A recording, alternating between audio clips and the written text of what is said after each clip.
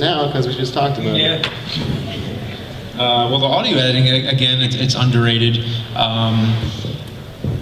Basically, there's so many ways this could go because there's so many problems that happen in the audio because you're creating a mix between what you hear in the game, what your narration, and you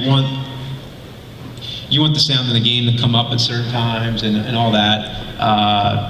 But there's so many different problems that happen in this area, so you want to just go down the line and talk about what were your biggest problems or unique little tricks you've learned as you go.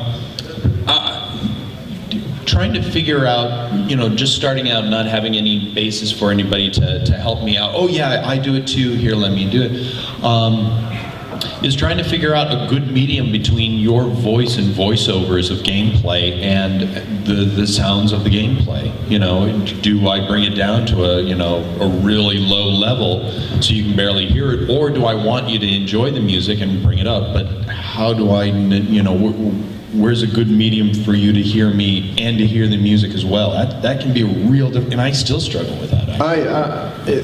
It's a complicated subject. We can only talk about it for a minute, unfortunately. So when you have different audio sources, when things at certain wavelengths, whether it's a background music in your voice, things can peak more easily. Peaking means something could clip.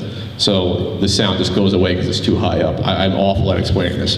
But you mean like what you're doing when you talk into the mic too close? Yes, or we talk like this. Yeah. So basically, I've learned that if you have what's called an audio bed, meaning that's where your gameplay audio is, or something else, music, I will put it more lower than higher because the human ear has a tendency to tune into things, even subconsciously. So if something's even a little bit lower, I don't think people can hear that. They'll hear it. And so you can have the narration higher up, and then that's how I do it. At least I don't worry about the gameplay footage, audio, or track as much. That's all I was going to say was, if you're recording something like your voice or whatever, better too soft than too high, because you can always raise it. But if you're clipping too hard, then the top of that waveform is going to still sound terrible even if you bring it down. So. Yeah. Cutting up the game music is really hard too. If you have a recognizable tune, and it's always cutting and everything. Mm-hmm. And every game seems to present a new problem with its music. I think there's one that really bothered me. It was Metal Gear on NES, because every time I think you go into another room, it goes black for a second, and then the music starts. And it's hard to explain, but you run into all these problems where you have just issues where the music is not working good. So, well, yeah, there's two ways to do it. You can take a single track of music and just sort of use that as a bed. Lose your sound effects, though. But yeah, exactly. Which is why I don't prefer to do that, but you can. At least I've done that for parts of videos. Mm-hmm. Or talking about the soundtrack. Yeah. I'll just say, all right, here's the soundtrack. And I have sometimes actually gone to the sound test at the beginning of a game and put the sounds back in if I really needed it that bad. I remember you telling me that, and I couldn't believe you actually did that. Not recommended. Because that just sounds insane. All right, here's the jump sound. Put it there. Here's the, Yeah. So then from rough to final cut, this kind of summed up a lot, but I'm not sure where we're going with this one, so you want to take it over? James, have you done your homework on this? No. So basically, how do you go from your rough edit to your final edit? What you should cut out, what stays in.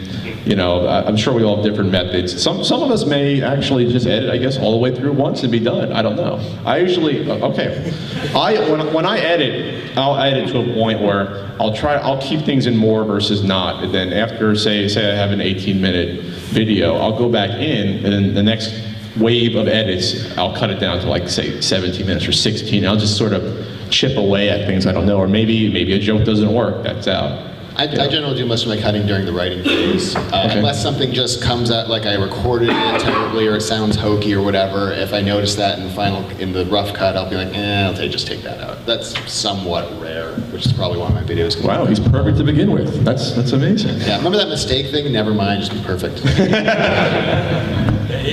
just gotta. I just gotta cut out whenever I say Grimace from Sesame Street and stuff like that. So. Yeah, I kind of like Pat. I go through it over and over. I think at the very end, even before I'm ready to upload it, I think I've watched my entire video entirely, maybe 12, 15 times, easy. And sometimes I get sick of it. And so several times people say, "Oh yeah, your video looks great. Did you watch it?" No, because I've already seen it. So it can be really tough. But yeah, I craft it down and chop it. And I'm very technical on my timing.